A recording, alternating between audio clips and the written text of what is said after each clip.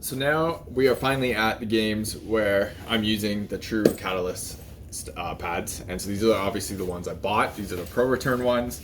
These are a 34+3. This is the very first game I've ever used with these pads. I bought these pads this day, which was in Toronto. I went to Just Hockey in Toronto, bought the pads, drove home, got home with like an hour and a half to spare, put the pads on, played this game. So I had nothing to go into like with this game rating. I didn't even try these on at home to figure out like how to do the strapping and stuff. So this was totally me just hitting the ice and using them, and they were in my possession for about an hour and a half.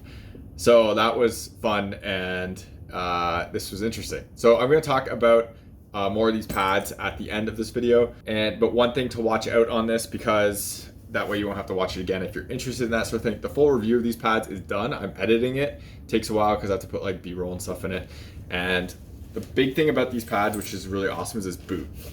And I talk about a lot on pad reviews, is post integration. So this was the very first skate I ever had with these pads, and watch how good the post integration is. So what I mean by that is when you're sliding into post and you're using the pad and like to kind of leverage off the post and to seal the post as well. So this pad is very good at basically being able to slide straight into the post with the toe kind of hitting it, so there's no gap there, so you don't get like your skate on it. Sometimes you do still get your skate stuck on there, but with this toe design, it's really easy to slide directly in there and get it like right here. It's a fantastic pad design for that, and it was something they really thought about when doing this shape. Watch that in this gameplay and you'll kind of notice it, and that's very impressive for a very first skate with these pads. About this game, this team ended up being like in the lower division, and I commented about them recently where they outskate my other teams. This is a bunch of like kids, or in their early 20s, or maybe not even 20. My team is a bunch of guys who play soccer a lot, and they're all Dutch, and they all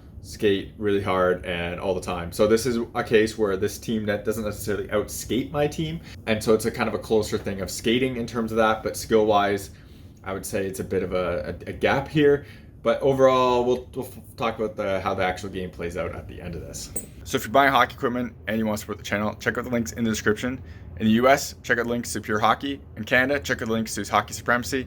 If you click those links and make a purchase, I get a kickback from the sale. So anything that comes back from that comes right back into the channel, so I can make more content and doing like real reviews and stuff. I got buy gear to do a lot of the tests for it, so that costs money and it would be greatly appreciated. Otherwise, if you want to support the channel without buying anything, check out links in the description to Patreon, buy me a coffee. Everything through there comes again back into the channel, so I can make more content and doing real reviews.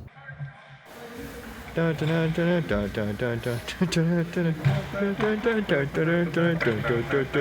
ready for this?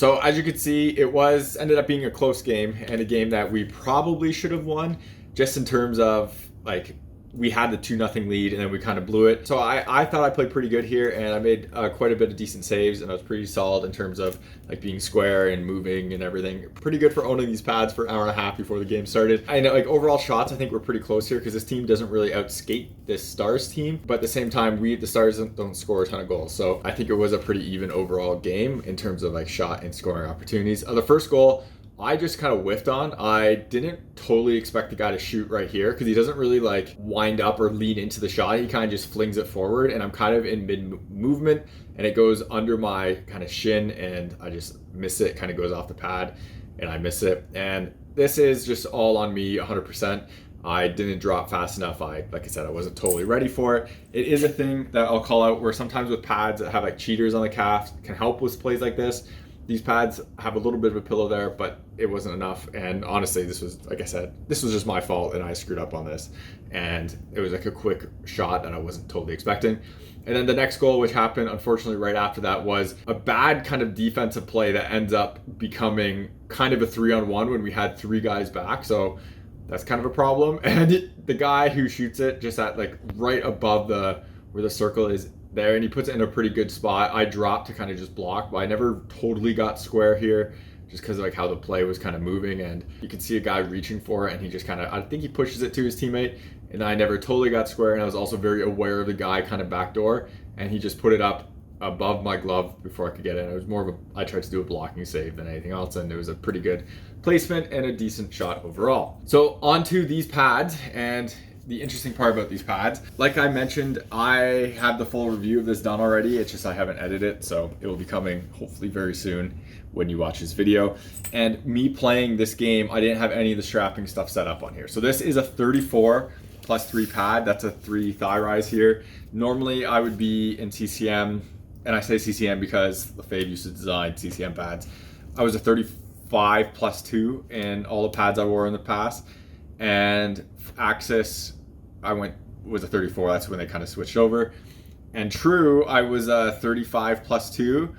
These are 34, and my new custom pads are 34+2. The boot on this pad is like totally different, so the changing and sizing and everything got totally revamped on this, and I would wear a 34 in this all day long. I wouldn't go into anything else. The whole point of that sizing thing is so NHL goalies can wear smaller pads, so you can get more thigh rise out of it, so you get more coverage there, and that's kind of the idea. Well, the boot is also so you can move around better and stuff like that. A purpose of what a lot of decisions on here go, so you get better like 5-hole coverage while still being an NHL legal pad, which these are an NHL legal pad, I believe. There's signed somewhere by K. Whitmore. Anyways, I didn't have the strapping worked out on this for a bit, and one of the things in there is this FRS system. So the way the FRS system works is it has like these straps there. I talked about it in the review, and I talked about it when I look at this gear. With this pad and with my custom pads, the 34+2, I use the FRS system to pull the pad up a bit just to get more thigh rise height. With these, I don't, because they're a +3, I don't want to, like, if I do that, the thigh rises become too much. So I don't want to, like, this pad to slide up my leg. I want it to stay very, like, neutral on my leg. And with the 34-2, my knee lands kind of at the bottom half. With this in here, it's a bit too low, and I would prefer to wear this strap up here rather than down here, and I take off this piece. So this is actually the FRS system, and the Velcro piece I kind of swing back into here, and I took off the actual black part, which is this. I took off this thing that goes into that top one because I don't wear the top one at all. It stays totally loose and open like this, and then this piece stays loose too. And basically what all that does is it helps my knee land on middle of here, and this part helps my knee from falling off the top, and this all down here doesn't pull the pad up because I don't want the pad to be pulled up because I land better in the knee when I don't have this super tight and the pad coming up. And then that also gives me, like, this is a tall thigh rise, so that also makes it so the thigh rise doesn't interfere with myself, basically, because it's a +3. That's pretty massive. If I did a full custom set of a next set of True pads, which I'm going to try to do, I would probably go a 34 plus 2.5 and do the same kind of strapping with this. So instead of doing that FRS to pull it tight, I would wear it a little bit more loose because I prefer that in a pad. and then I wouldn't get quite as massive as a thigh rise. I can use these pads totally fine. I have no issues with them. I find they sometimes get in the way, but it's very minimal, and I adjust to it pretty quick. I did notice when I first got these pads, they were kind of killing my hips because I had to keep my hips, well, not my hips, my knees and everything further apart from each other in order for this thigh rise to not interfere and get in the way. So I really felt that on my hips when I was moving and like dropping and stuff, and then it went away after like a few weeks of usage and getting used to it, and now they're fantastic. So just a bit of an overview on these pads and talking about it. I won't talk about this pad that much in terms of when I do the full review. I will talk about the strapping and what I did differently and like what I would do for sizing on it for my next set. But this pad itself, because it's a pro stock pad and it's not a pad that you can actually order, I'm not going to go into tons of details on this. We'll be talking about my custom ones more than these. You're watching HockeyReviews.ca.